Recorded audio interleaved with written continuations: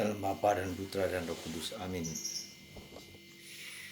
Allah yang penuh kasih, banyak kali kami gagal dan tergoda akan ilusi-ilusi manusiawi kami, dan ternyata menghasilkan buah yang tidak baik. Bantu kami ya Bapa untuk memahami, mengerti, dan memutuskan untuk melakukan yang baik di hadapan-Mu. Terpujilah namamu kini dan sepanjang masa. Amin. Para saudara, dalam bacaan pertama hari ini kita diajak untuk melihat kembali bagaimana kita jatuh dalam dosa, dalam kelemahan, dalam keterbatasan. Kita melihat bagaimana Adam dan Hawa yang dipengaruhi oleh iblis dengan bujukan-bujukan yang super licik. Memang ada perintah dari Tuhan untuk memakan semua buah pohon yang ada di Taman Eden. Tapi ada satu yang tidak boleh pengetahuan dan tentang kebaikan dan kebenaran, tentang kebaikan dan kejahatan. Tapi iblis memutarbalikkan fakta itu menjadi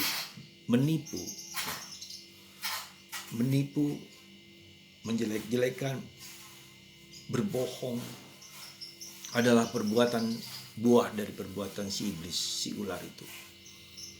Dengan dia membalikan fakta bahwa dengan bentuk pertanyaan, ya, tidakkah buah pohon di seluruh taman itu jangan kau makan buahnya, bukan?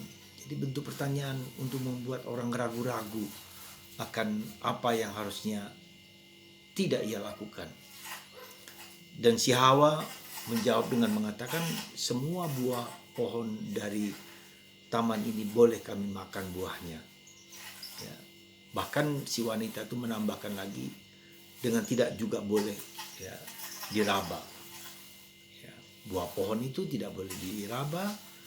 Pohon pengetahuan tentang yang baik dan buruk itu tidak boleh diraba dan tidak boleh dimakan. Padahal Tuhan hanya mengatakan tidak boleh dimakan. Dan terjadi si iblis lebih menekankan lagi, menantang lagi, ada dialog, ada negosiasi. Ya, kalau kamu makan, berarti kamu akan tahu apa yang baik dan jahat. Sepertinya si iblis mau mengatakan bahwa ada sesuatu yang disembunyikan di dalam Tuhan dengan larangan itu. Ya. Tapi si wanita itu kemudian tergoda dan memakan, dan kemudian terjadilah dosa manusia pertama, ketidaktaatan kepada Tuhan.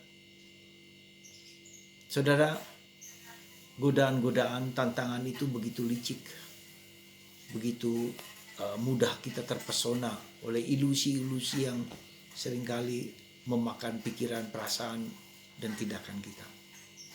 Si iblis dengan cantik, dengan hebatnya menggoda pikiran, perasaan, dan emosi kita, dan kita jatuh dalam dosa.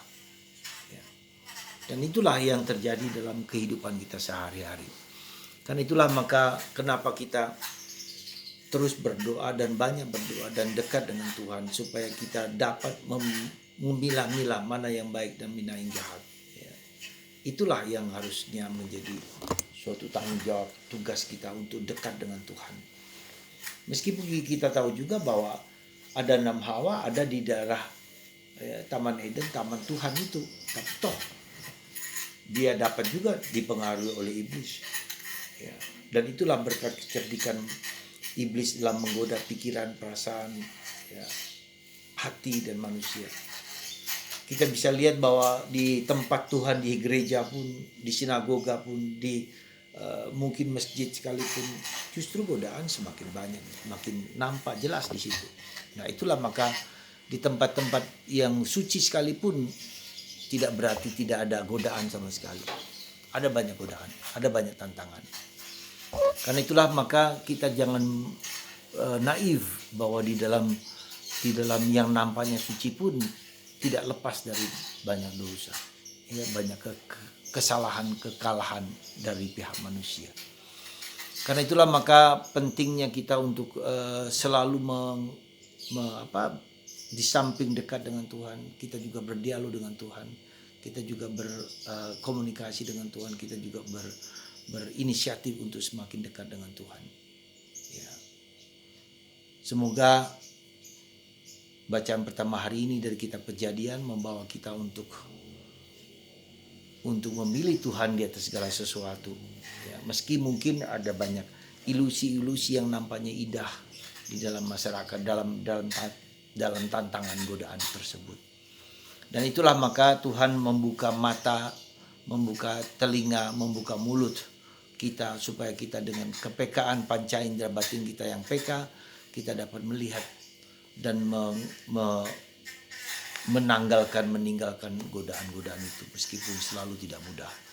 Semoga Tuhan memberkati Anda dan saya dan kita semua supaya kita dapat dan mampu mengenal, tahu apa yang menjadi kehendak Tuhan dalam diri kita. Tuhan memberkati Anda semua dalam nama Bapa dan Putra dan Roh Kudus. Amin.